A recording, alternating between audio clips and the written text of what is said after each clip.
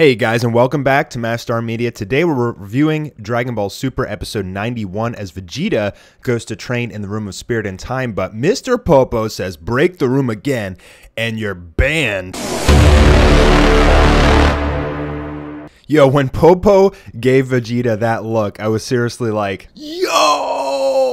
If you guys don't know, the whole Lord Popo thing is kind of a long-standing joke in the comment section, as everybody says he's like the ultimate fighter, like the strongest character in the universe. So when Popo gave Vegeta this look, I was like, holy shit, it's about to go down! It's pretty clear to me that Toei Animation watches like the Dragon Ball YouTuber videos and reads comments and everything because they know what's up. Like they know what the jokes are. That's why they did the whole thing with like the Yamcha side story because he's a joke. And I think that's why they're doing this with Popo. And there's a few other things in this episode particularly, which really shows me that the producers at Toei really listen to and follow the comments and the audience of their show and make plays on like some specific things that are either jokes or people are thinking. Because in this next shot, we actually get the Elder Kai telling Goku that he could unlock his power. And this plays into that as well because a lot of people think that Goku's new form is like a mystic form. And basically we learn that it's not, but again, it's like something that they're hinting to us that they're listening. Unfortunately, there's not enough time in order to unlock Goku's full potential before the Tournament of Power, which is really unfortunate because, I mean, who wouldn't want to see Goku's potential unlocked and he get an ultimate form as well? So for all those people that theorize that Goku's new form is some type of mystic form or ultimate form, unfortunately, that is out the window. The Omni Kings are impatient. They want to start the tournament. They're bored of playing rock, paper, scissors and destroying planets.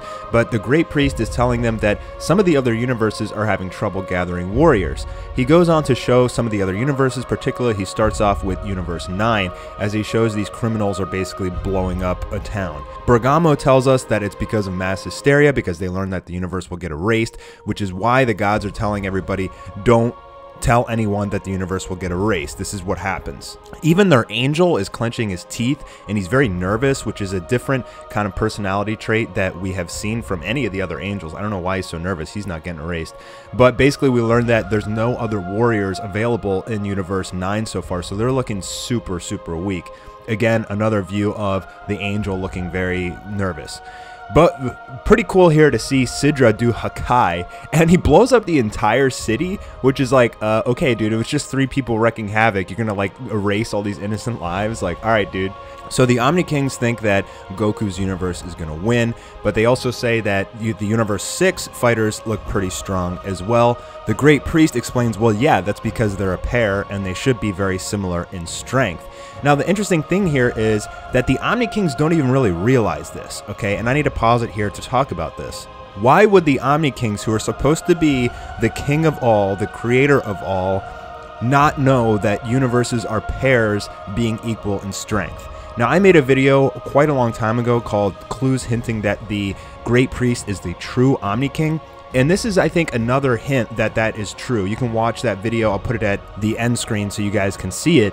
But it doesn't really make any sense to me that Zeno, who's supposed to be the creator of everything, really wouldn't know that much about the universes. And I think, again, I think there's going to be a huge reveal in this arc that the Great Priest is actually the true Omni King, or at least the former Omni King. We take a look at Hit in Universe 6 as he's trying to recruit Frost. Frost tries to kill him but fails.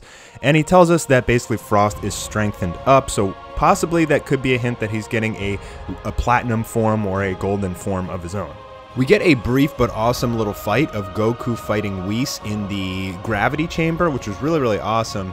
It doesn't really seem like Goku has gotten the upper hand on Whis at all at this point, except for his ability to bite. Does anybody know how many times Goku has bitten someone in the entire Dragon Ball series? If you know, please leave that in the comments below. If you can dissect every time that Goku has bitten someone, I will pin that to the top comment.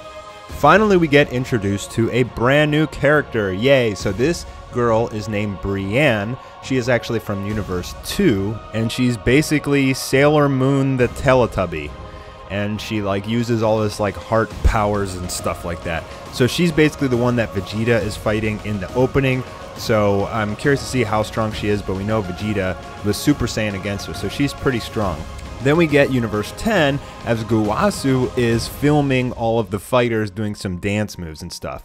And he's going to put it on GodTube because he thinks it's going to get a lot of views. Again, another point where I think the producers at Toei, they watch our Dragon Ball reviews and stuff and they're listening to us. And I think they're like almost making fun of us, but they're doing it in like a fun, silly way. And honestly, I think this is hilarious that Gowasu's like obsessed with GodTube. Gohan and Kaioshin are working out some strategy, and they're basically talking about, which is kind of neat, that they should maybe stay in the middle because of the arena because that's will prevent people from getting knocked off. But obviously, all the other universes are going to have that idea too, making the middle a highly contested area. So it's like kind of like high risk, high reward. Like, do you stay in the middle of the arena to prevent getting knocked off? But if you do that, you're going to be fighting like 10 times more. You know, or do you stay near the edge and risk getting knocked off easily, but you won't have to fight as much? And so we're going to see some cool strategy come into play in this tournament.